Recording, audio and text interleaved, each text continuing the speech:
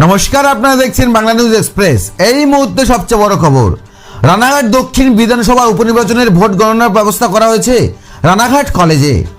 আজ সকাল থেকে রানাঘাট কলেজে চলছে রানাঘাট দক্ষিণ বিধানসভা উপনির্বাচনের ভোট গণনা প্রক্রিয়া।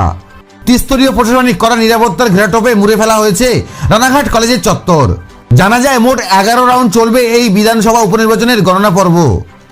সূত্রের খবর, রানাঘাট দক্ষিণ বিধানসভা কেন্দ্রের মোট ভোটারের সংখ্যা 2,91,781 জন এবং মোট ভোট গ্রহণ কেন্দ্র 306টি।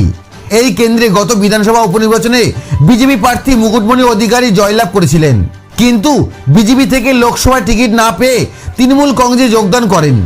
তৃণমূল কংগ্রেসের টিকিটে রানাঘাট